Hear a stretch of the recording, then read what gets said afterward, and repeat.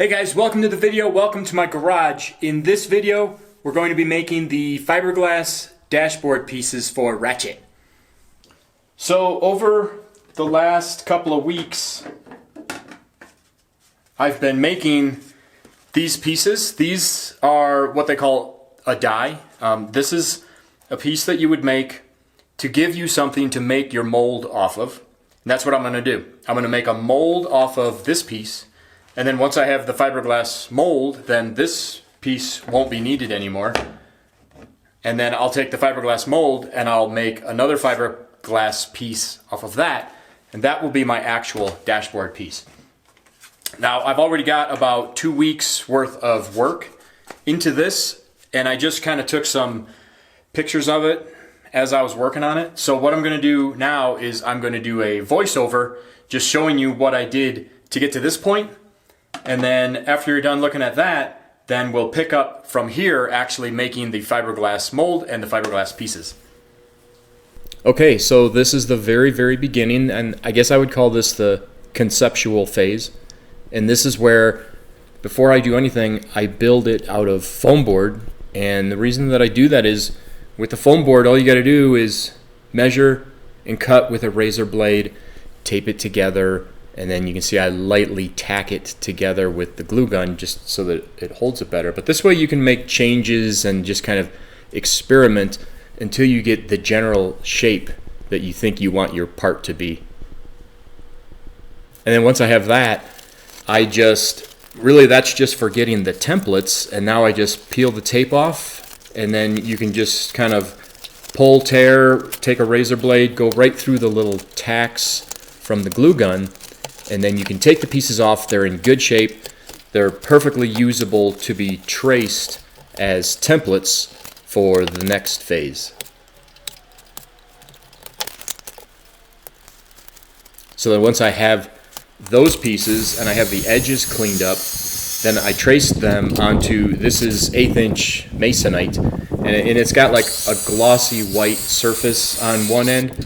And I just use that because the white glossy surface seemed like a nice finish for trying to make this die. I'm not sure in the end if that was worth it, but regardless, I had this stuff laying around, so I traced the pieces onto there and then just cut them out with the jigsaw. So basically I had the same exact pieces that I had in the foam board. And then it's basically the exact same process that I did with the foam board. You can tape the pieces together, and then I tack them together with the glue gun so that it holds it together a lot stronger.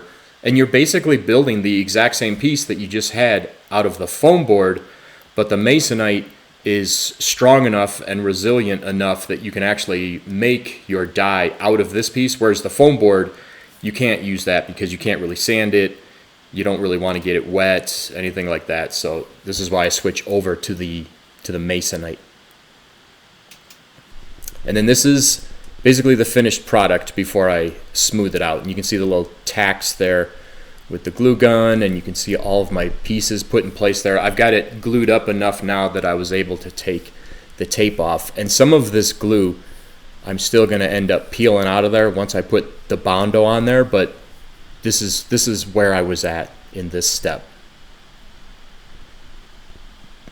And it's also worth noting, in some of those grooves, I also used some super glue to hold it as well.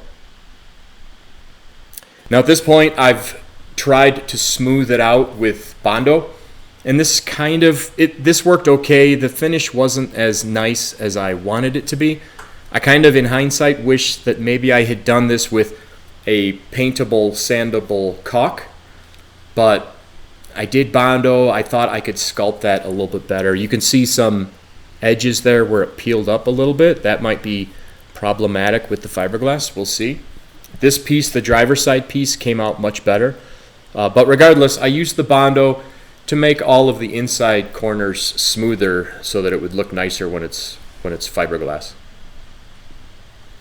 Now jumping ahead here, this is after the Bondo, after a lot of sanding, and after a bunch of spray paint. This is just regular spray paint. It's just purple because I was using purple and orange because that's what I had laying around. and then I let this dry, and then I wet sanded it. That's why it's got a dull finish, and you can see some of the orange. And this is where some of those edges peeled up. I'm hoping, I was actually kind of irritated that happened, but I'm hoping that with the wax as the release agent, that will kind of get in those grooves, and that won't be a problem. I mean, we'll see. I won't know until I put some gel coat on there and see how it pops off. But you can see the radiuses in here. I'm trying not to have any sharp edges because, of course, I'm going to be putting fiberglass over this, and I need to be able to pop it off. But here I'm just showing you how I've sanded it and what the true finish of this is before I start laying up fiberglass on it. And then, of course, there's Doug. And then, as usual, Kevin's bringing up the rear.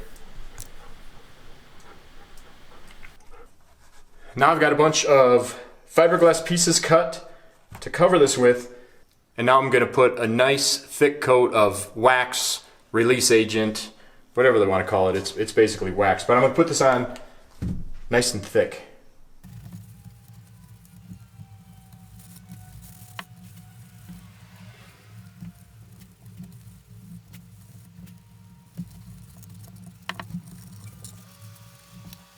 So now I'm getting ready to mix up my white gel coat with no wax. I don't need wax because I'm going to be covering this with resin and fiberglass.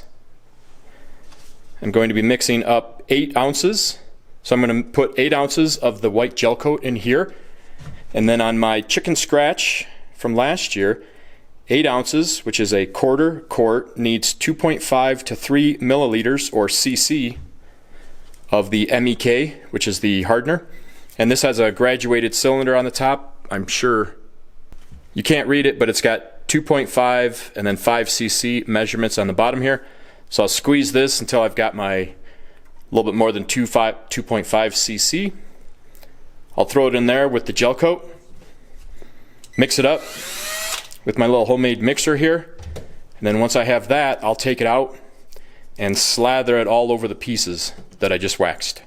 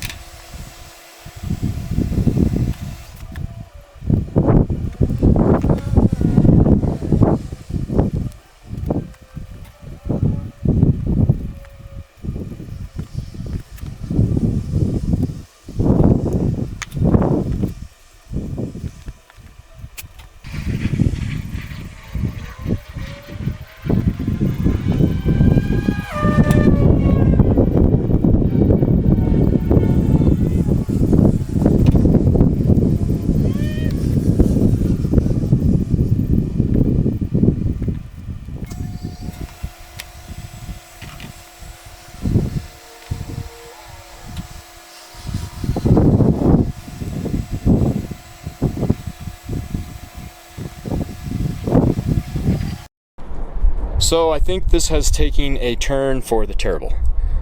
If you look on here, you see those wrinkles? Those wrinkles were all over the place, if you can see that. And I'm almost positive that those wrinkles are the paint that I painted this with reacting with the polyester gel coat. Which means the gel coat is all mixed in with the paint, and I don't know if it'll pop off. I don't know. So there's a good chance that these are both ruined. But either way, just to find out, I went ahead and glassed this one, and now I'm going to see if I can separate it, and if it does separate, how bad the gel coat is messed up, so that I can decide if I just have to scrap these and start over, or if this is something that I can work with. So let's pop this one off and see what it looks like.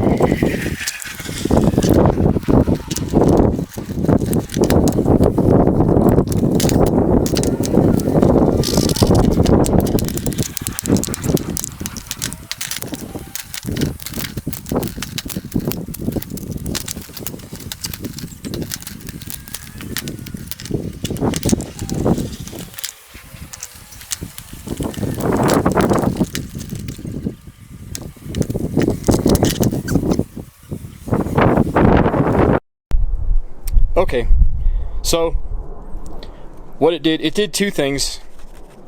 Number one, the gel coat mixed with the paint, and then somehow the paint was stuck to this press board so much that it was separating the press board. And so in some areas like this, I couldn't even get the press board off, and somehow the Bondo stayed. So the whole thing was a mess. What a shame. I mean, that happens from time to time, but jeez, have so much labor into it. But one thing about projects like this is knowing when to stop trying to make it work and just walk away and start over.